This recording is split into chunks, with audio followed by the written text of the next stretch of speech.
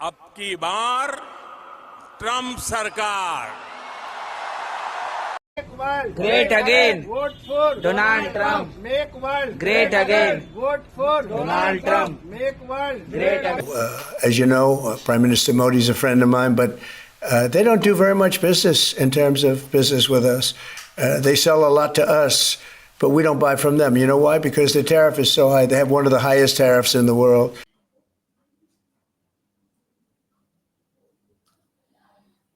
Sir जय हिंद। करोड़ी सिंह जी जय हिंद, बहुत बहुत शुक्रिया समय देने के लिए। Thank you sir. जय Hind Rajesh ji. Thank you sir, आपने समय दिया। एक बड़ा इंटरेस्टिंग मुद्दा था तो मुझे लगा मैं आपके साथ बातचीत करूं कि भारत की फॉरेन पॉलिसी कहां जा रही है। डोनाल्ड ट्रंप साहब ने तो 25% टैरिफ लगा दिया, साथ में कहा कि भारत की जो अर्थव्यवस्था है वो मृत पड़ी है, डेड इकोनॉमी है। इतना नहीं, कहा कि मैं पाकिस्तान के साथ तेल की डील कर रहा हूं और पाकिस्तान में तेल निकालूंगा, हिंदुस्तान को मैं बेचूंगा। अब पाकिस्तान का कौन सा तेल डोनाल्ड ट्रंप साहब निकालेंगे ये तो आने वाला वक्त बताएगा, हिंदुस्तान भी देखेगा। लेकिन जिस प्रकार से 32-33 बार वो सीज फायर का जिक्र कर चुके हैं और जिस प्रकार से पिन पॉइंट हर दिन 24 घंटे में डोनाल्ड ट्रंप एक बार हिंदुस्तान को टारगेट कर रहे हैं, भारत अमेरिका के रिश्तों का फ्यूचर क्या है। और सबसे बड़ी बात जो हमने हाउ डिड मोदी, नमस्ते ट्रंप, ना जाने क्या कुछ किया, उन ड्रामों का फायदा क्या हुआ सर हिंदुस्तान को? करोड़ी सिंह जी। देखिए राजेश जी, मैं ये नहीं कहूंगा कि भारत की विदेश नीति किधर जा रही है, मैं ये कहूंगा अमेरिका की विदेश नीति किधर जा रही है। ओके। वो ज्यादा चिंता की बात है, वो पूरी दुनिया के लिए भी और स्वयं अमेरिका के लिए भी। हम नीति किसको कहते हैं? कोई विवेक सम्मत हम चयन करें बहुत से ऑप्शंस में, वो नीति होती है। और विदेश मामलों में विवेक सम्मत क्या है, देश के हित के लिए और दुनिया के हित के लिए, उसको हम विदेश नीति कहेंगे। ट्रंप जिस आधार पे चुनाव जीते जी और जिस रूप में अमेरिका में सत्ता में आए, तो उनसे ऐसा लगा कि अमेरिका ट्रंप से पहले ग्रेट नहीं था। ओके। ट्रंप से पहले अमेरिका का कोई स्वर्णिम युग नहीं था। अब ट्रंप ही स्वर्णिम युग ला रहे हैं, अमेरिका को महान बना रहे हैं और अमेरिका को लिबरेट कर रहे हैं। उन्होंने 20 जनवरी को कहा कि आज का ये लिबरेशन डे है। वो टैरिफ को भी लिबरेशन डे कह चुके हैं, तो वो लिबरेशन डे कितने हैं वो तो नहीं बता सकते, कितने और बताएंगे। वैसा ही तो हिंदुस्तान में भी तो कुछ लोग यही कह रहे हैं कि 2014 के बाद ही हम आजाद हुए हैं और 2014 के बाद ही हिंदुस्तान बना है। तो डोनाल्ड ट्रंप कहां पे गलत है बताइए मुझे। हिंदुस्तान में भी तो कुछ ऐसा ही चल रहा है आजकल। तो पूरी दुनिया में जो है राष्ट्रवाद फैला हुआ है सर। राष्ट्रवाद जब तक नहीं होगा आपको वोट नहीं मिलेंगे। डोनाल्ड ट्रंप कैसे राजेश जी, ये लोग लुभावनापन है। वोट लेने के लिए लोग लुभावनी बात करते हैं, उनमें विवेक नहीं होता है वो। और अब जब सोशल मीडिया का टाइम आ गया है, टेक्नोलॉजी आ गई है, इंफॉर्मेशन टेक्नोलॉजी बहुत बढ़ गई है, तो ये और ज्यादा बढ़ने लग गए हैं। उससे कोई किसी भी देश का हित या समाज का हित पूरा नहीं हो सकता है। जहां तक आपने जो सवाल किया था भारत और अमेरिका के संबंधों को, हम अमेरिका के बहुत नजदीक गए। हमने ये प्रयास किया कि अमेरिका भारत के हित में, भारत में अमेरिका की विदेश नीति बनाएगा, भारत का हित पूरा होगा। और भारत भी ये चाहता था कि हम अमेरिका से अच्छे रिश्ते बनाए, डिफेंस में कोऑपरेट करें, टेक्नोलॉजी में करें, जिससे भारत का भी विकास हो। लेकिन वो इस तरह की स्थिति क्यों बनी? ट्रंप भारत के प्रति इस तरह का दृष्टिकोण क्यों अपनाने लगे? फर्स्ट टर्म में ऐसा नहीं था, सेकेंड टर्म में ऐसा क्या हुआ कि ट्रंप इस तरीके का दृष्टिकोण अपना ले? एक तो व्यक्तिगत कारण हो सकता है, क्योंकि हमारे प्रधानमंत्री ट्रंप जब चुनाव लड़ रहे थे तो उस समय अमेरिका गए यूएन जनरल असेंबली में, और उस समय ट्रंप ने पब्लिकली अनाउंस कर दिया कि मोदी, आप प्रधानमंत्री मोदी आ रहे हैं, मेरी उनसे मुलाकात होगी। और हमारे विदेश मंत्रालय ने कह दिया इस तरह का कोई प्लान नहीं है, नहीं मिलेंगे। शायद उसको वो बहुत ज्यादा अपने दिल पे ले गए कि मैंने अनाउंस किया, मोदी जी को दोस्त मान रहा था, वो मिले नहीं। एक तो ये कारण हो सकता। हो सकता है। दूसरा, अमेरिका और भारत के हितों में सामंजस्य नहीं बैठ रहा है, क्योंकि व्यक्तिगत कारण भी होते हैं और राष्ट्र हित भी होते हैं। तो राष्ट्र हितों में टकराव कहाँ हो सकता है? भारत अपनी एनर्जी रिक्वायरमेंट रशिया से पूरी कर सकता है। जी रशिया यूक्रेन वार में इन्वॉल्व है। अमेरिका ने सैंक्शन लगा रखे थे। तो भारत ने बार बार ये कहा कि हम भारत के हित में होगा, भारत की जनता के हित में होगा, वो करेंगे। अगर हमारी एनर्जी रिक्वायरमेंट रशिया से पूरी होती है तो हम वो पूरी करेंगे। और हमारे विदेश मंत्री ने कह दिया कि यूरोपियन देश भी तो गैस ले रहे हैं रशिया से, तो उसको शायद वो माइंड कर गए। और जब पहली बार प्रधानमंत्री सेकेंड टर्म में गए, ट्रम्प के सेकेंड टर्म में, तो वहां उन्होंने कह दिया कि आपकी एनर्जी रिक्वायरमेंट जरूरत है, हमारे पास एनर्जी है, हमारी एनर्जी खरीदो। लेकिन क्या अमेरिका की टर्म्स में हो या भारत की टर्म्स में हो, वो तो म्यूचुअल हो सकता है। और जी जिसको हम ट्रेड कहते हैं कि म्यूचुअल होगा, तो आपका हित है, मेरा हित है, दोनों का परस्पर हित पूरा होगा तभी होगा। और उसके लिए जब ट्रेड पे उन्होंने टैरिफ लगाने की कोशिश की तो नेगोशिएटिंग प्रोसेस शुरू हुई। 5 ओके राउंड की बातचीत हुई, सफलता नहीं मिली। भारत जो अमेरिका अपनी टर्म्स एंड कंडीशंस इंपोज करना चाहता था उसके लिए तैयार नहीं हुआ। जबकि चीन के साथ समझौता हो गया, यूरोपियन यूनियन के साथ भी हो गया है, वियतनाम के साथ हो गया है, लेकिन जी भारत के साथ नहीं हुआ है। तो इससे मुझे लगता है कि ट्रंप और ज्यादा इरिटेट हो गए हैं और उन्होंने कहा है कि कल मीन्स 1 अगस्त से वो जी भारत पे 25% टैरिफ लगाएंगे। और अगर रशिया से वो डिफेंस इक्विपमेंट्स और ऑयल लेता है तो उसको हम पेनल्टी अलग से और लगाएंगे। तो इस तरीके से वो नहीं चाहते कि भारत अमेरिका की टर्म्स एंड कंडीशंस नहीं माने। वो चाहते हैं कि हम सुपर पावर हैं और सुपर पावर जो कहे वो सब माने। और इसके ओके आगे बढ़ के अब वो पाकिस्तान के नजदीक भी जा रहे हैं, वो जी बांग्लादेश के नजदीक भी जा रहे बिल्कुल हैं, ये बड़ा इंटरेस्टिंग है म्यांमार के नजदीक भी जा रहे हैं। तो भारत पे एक तरीके से दबाव बनाने की राजनीति या कूटनीति ट्रंप खेल रहे हैं, जिसमें न अमेरिका का हित है, भारत का हित का कुछ नुकसान हो सकता है, लेकिन अमेरिका का कोई हित इस तरीके से पूरा नहीं होगा। अगर भारत को साथ लेके चलते, इंडो पैसिफिक में भारत को पार्टनर बना के चलते, जो चाइना अमेरिका का राइवल है, क्योंकि चाइना के अमेरिका की पॉलिसी है कि रशिया और चाइना राइवल हैं, ईरान और नॉर्थ कोरिया वो रोग स्टेट हैं।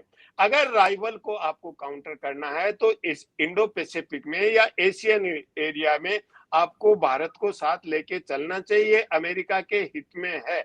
लेकिन ओके इस समय अमेरिका की कूटनीति या विदेश नीति जिस दिशा में जा रही है वो स्वयं अमेरिका के हित में नहीं है, वैश्विक समुदाय के हित में भी नहीं है और भारत के आगे क्या है सर? अमेरिका को छोड़िए, अमेरिका सरवाइव कर जाएगा, मुझे अमेरिका की टेंशन नहीं है, मुझे हिंदुस्तान की टेंशन है। अमेरिका के पास बहुत सारे डॉलर हैं, संसाधन है, वो सरवाइव कर जाएगा, उसके आसपास में कोई खतरा नहीं है।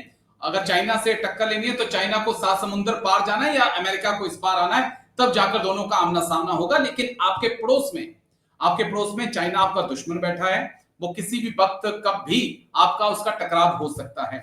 ऑपरेशन सिंदूर के बाद अभी भी जो ऑपरेशन सिंदूर है पॉज है, यानी कि पाकिस्तान के साथ कभी भी आपका टकराव हो सकता है। बांग्लादेश में जो हालात बन रहे हैं वो भी ये बताने के लिए काफी है कि बांग्लादेश अगला पाकिस्तान बनने के लिए तैयार है। इस बीच रूस का कमजोर होना या रूस भी अब चुपचाप चीजों को देख रहा है, वो उस प्रकार से खुलकर आपका समर्थन नहीं कर रहा है। और डोनाल्ड ट्रंप का यू टर्न, जहां आपको लग रहा था कि चाइना के लिए अगर अमेरिका का साथ मिल जाएगा, अमेरिका भारत मिलकर चाइना को एक प्रेशर में ला सकते हैं, लेकिन वहां पर अमेरिका का यू टर्न आपके सामने तो सर सवाल खड़े हो गए हैं कि अगर 2 फ्रंट वॉर या 3 फ्रंट वॉर आपके सामने होता है तो कौन आपके साथ खड़ा होने वाला है? मेरे को चिंता उसकी है, चिंता अमेरिका की नहीं है। अमेरिका भाड़ में जाए। देखिए राजेश जी, आपकी चिंता स्वाभाविक है और मैं कई चैनल्स पे कह चुका हूं कि किसी भी देश को अपनी नीति या अपनी परफॉर्मेंस को लेके आत्ममुग्ध नहीं होना चाहिए। जब आप आत्ममुग्ध हो गए तो आप आगे नहीं बढ़ सकते हैं। तो निरंतर रूप से हमें आत्म मंथन करना चाहिए कि हमने जो निर्णय लिए उसका कितना फायदा हुआ, कितना नुकसान हुआ और आगे इस नुकसान को कैसे कंटेन किया जा सकता है। और इसी कंटिन्यूम पे हमें ये देखना चाहिए कि ऑपरेशन सिंदूर से भारत के कितने राजनीतिक हित पूरे हुए, कितने रणनीतिक हित पूरे हुए और कितना पाकिस्तान को हार्डवेयर या मिलिट्रीली नुकसान हुआ, कितना भारत को नुकसान हुआ और उसके आधार पे हमें आगे की रणनीति तय करनी चाहिए। जहां तक आपने कहा कि आगे कुछ हो सकता है, निश्चित रूप से मुझे भी आशंका लग रही है कि पाकिस्तान जिस तरह का वहां के सेना प्रमुख, वहां के विदेश मंत्री और यूएन सिक्योरिटी काउंसिल में वहां के पाकिस्तान के प्रतिनिधि जिस तरीके से बोल रहे हैं कश्मीर को लेके और इंडस वाटर ट्रीटी को लेके, हो सकता है पाकिस्तान फिर से कोई मिस एडवेंचर करे। और भारत ने ये अनाउंस कर दिया है कि ऑपरेशन सिंदूर खत्म नहीं हुआ है, तो पाकिस्तान उस समय एक्सक्यूज ये लेगा कि भारत ने किया है, हमने नहीं किया है, क्योंकि भारत ने ये कहा था कि ऑपरेशन सिंदूर अभी कंटिन्यू कर रहा है, हमने पॉज किया है, खत्म नहीं किया है। तो उसकी संभावना हो सकती है, लेकिन ये केवल भारत और पाकिस्तान के संदर्भ में नहीं, चीन के संदर्भ में भी हमें देखना चाहिए, क्योंकि पिछला जो 4 दिन का हमारा ऑपरेशन सिंदूर हुआ उसमें चाइना को बहुत ज्यादा फायदा हुआ। ये हुआ कि चाइना के वेपन्स थे, उनका लैब में टेस्ट हो गया, एक खुली लैब में, ऐसा नहीं है कि बनावटी लैब में। तो चाइना के वेपन्स की एफिकेसी थी वो सामने आ गई, तो चाइना ये मान के चल रहा है कि मैं गेनर रहा हूं। लेकिन भारत शायद इस बात को समझ भी गए हैं, भारत के नीति निर्माता भी, और इसीलिए चाइना से एक एंगेजमेंट लेके चल रहे हैं कि चाइना से द्विपक्षीय हम बातचीत करें। अभी देखिए एससीओ के रक्षा मंत्रियों की मीटिंग हुई, विदेश मंत्रियों की मीटिंग हुई, आगे अगले महीने समिट होगी। तो इसमें सब में जोर चीन और भारत के द्विपक्षीय संबंधों पे था। इसके साथ साथ रशिया ने जो पुराना मैकेनिज्म है रिक जिसको कहते हैं, रशिया इंडिया चाइना वाला, उसको रिवाइव करने के लिए बार बार कह चुके हैं। अगर वो रिवाइव होती है तो रशिया और इंडिया मिलके चाइना को कन्विंस कर सकते हैं कि भारत और पाकिस्तान के बीच में आप ज्यादा नकारात्मक भूमिका मत निभाओ और पाकिस्तान का एक लिमिट के आगे समर्थन मत करो, नहीं तो आपसे टकराहट भारत की होती है तो वो चीन के हित में नहीं है, वो भारत के हित में भी नहीं है। मेरे ख्याल से भारत आपने लंबा वक्त ले लिया है, दर्शक चले जाते हैं 6-7 मिनट के बाद। बस एक आखिरी पॉइंट, एक भारत में कहावत है कि जब दो दोस्त दो दुश्मन बन जाते हैं तो दुश्मनी बड़ी निभाते हैं, बड़ी लंबी जाती है फिर वो बात। कहीं डोनाल्ड ट्रंप साहब और मोदी साहब के बीच में कुछ हालात वैसे तो नहीं बन रहे हैं, लेकिन मोदी साहब ने तो ट्रंप का नाम भी नहीं लिया। राहुल गांधी कहते रहे कि आप कह दीजिए एक बार कि ट्रंप ने सीज फायर नहीं कराया, लेकिन मोदी साहब ने तो नाम भी नहीं लिया। देखिए, ट्रंप बार बार जिस तरीके से कह रहे हैं मैंने सीज फायर करवाया, लेकिन और हमारे विदेश मंत्री ने भी ये कह दिया कि ट्रंप के साथ मोदी जी की 22 अप्रैल से लेके 17 जून के बीच में कोई बातचीत नहीं हुई। लेकिन मुझे लगता है कि बातचीत हुई भी होगी तो रूबियो या वो वेंस हैं उनके बीच में हुई। अगर रूबियो का हम ट्वीट देखें तो उन्होंने ये कहा है कि हमने भारत के प्रधानमंत्री मोदी और पाकिस्तान के प्रधानमंत्री शहबाज शरीफ, भारत के सुरक्षा सलाहकार, पाकिस्तान के सुरक्षा सलाहकार, भारत के विदेश मंत्री और पाकिस्तान के आर्मी चीफ से बातचीत की और बातचीत करके दोनों देश इमीडिएट सीज फायर के लिए एग्री हो गए हैं और एक न्यूट्रल प्लेस पे बातचीत के लिए भी एग्री हो गए हैं। और उन्होंने शहबाज शरीफ और प्रधानमंत्री की प्रशंसा भी की कि दोनों शांति के लिए आगे बढ़ रहे हैं। तो उससे लगता है कि ट्रंप की बातचीत न हुई हो, लेकिन वेंस की और रूबियो को बातचीत निश्चित रूप से हुई होगी। अब इससे आगे क्या हो सकता है, भारत किस दिशा में जा सकता है, क्योंकि अब बातचीत तो हुई या नहीं हुई ये इश्यू नहीं है। अब अमेरिका और भारत के रिश्ते चीन के संदर्भ में किस तरह से हो चुके हैं। चीन एक सिग्नल पहले दे चुका है, क्योंकि चीन और भारत को 75 ईयर्स हो गए हैं अपने डिप्लोमेटिक रिलेशंस में। और शी जिनपिंग ने ये कहा था कि ड्रैगन एंड एलिफेंट टांगो, यानी हाथी, ड्रैगन और हाथी एक साथ डांस कर सकते हैं, रह सकते हैं। तो अगर उसी नीति पे चाइना आ रहा है तो भारत को अपना केयरफुल, सतर्क रहते हुए चाइना से एंगेजमेंट रखना चाहिए। और अगर चीन और भारत के अच्छे रिश्ते रहते हैं तो मुझे लगता है अमेरिका पे कुछ सीमा तक दबाव पड़ेगा। और अमेरिका जिस तरह का आज एंटी इंडिया स्टैंड ले रहा है, मेरे ख्याल से इतना नहीं लेगा। अब ट्रंप के आगे किस दिशा में जाएंगे, क्योंकि ट्रंप का बिहेवियर है वो प्रिडिक्टेबल इस सेंस में नहीं है कि हम पॉलिटिकल कैलकुलेशन से चलते हैं, और ट्रंप शायद उसका कैलकुलेशन अलग होता है, अलग डोमेन में वो रह रहे हैं। तो अब ये नहीं कह सकते कि किस दिशा में जाएगा, लेकिन मुझे लगता है कि भारत को अपनी कूटनीति का, विदेश नीति का मंथन करके सही दिशा में आगे बढ़ना चाहिए। अपने क्या स्ट्रेटेजिक ऑटोनॉमी बनाए रखते हुए, भारत के इंटरेस्ट को ध्यान में रखते हुए आगे बढ़ना चाहिए। और मुझे लगता है कि हमारे नीति निर्माता निश्चित रूप से मंथन कर ही रहे होंगे, क्योंकि मीडिया और थिंक टैंक अपार्ट, लेकिन नीति अलग होती है। मीडिया में हम बहुत सी बातें कहते हैं जो भारत की नीति की आलोचना भी हो सकती है, फेवर भी हो सकता है, चीन की भी आलोचना हो सकती है, लेकिन पॉलिसी प्लानर्स हैं, मेरे ख्याल से वो विवेक सम्मत तरीके से कोई न कोई निर्णय लेंगे और भारत के हित को कोई चोट नहीं पहुंचेगी। बड़ा इंटरेस्टिंग रहेगा, मुझे लगता है कि इंटरेस्टिंग रहेगा ये देखना कि क्या कुछ भारत की तरफ से, क्योंकि भारत ने अभी तक जवाब नहीं दिया है डोनाल्ड ट्रंप के टैरिफ के ऊपर। देखना होगा भारत क्या कुछ जवाब देता है। लेकिन शुक्रिया, मुझे ताज्जुब और हैरानगी उस बात की हो जाती है जब मैं देखता हूं कि इसी देश के अंदर डोनाल्ड ट्रंप जब चुनाव में थे तो कई लोग घंटियां बजाकर, पोस्टर लगा के पूजा पाठ कर रहे थे। ना जाने क्या सोच के उन्होंने ये सब किया था। लेकिन चलिए, वक्त बदलता है, हालात बदलते हैं, जज्बात भी बदल जाते हैं समय के साथ। वो भावनाओं में बह गए थे, रेशनैलिटी नहीं होगी उनमें, भावनाओं में बह गए। चलिए, अंतरराष्ट्रीय राजनीति की जटिलताओं को नहीं समझ रहे होंगे, तो भावनाओं में बह के इंसान कोई निर्णय लेता है, कोई एक्शन भी ले लेता है, कोई बात। चलिए वो भावनाएं वापस आ जाएं। चलिए, थैंक यू सर। करोड़ी सिंह जी, बहुत बहुत शुक्रिया आपका, थैंक यू मेरे साथ खास चर्चा में जुड़ने के लिए। Thank you, Jai Hind, take care sir, thank you.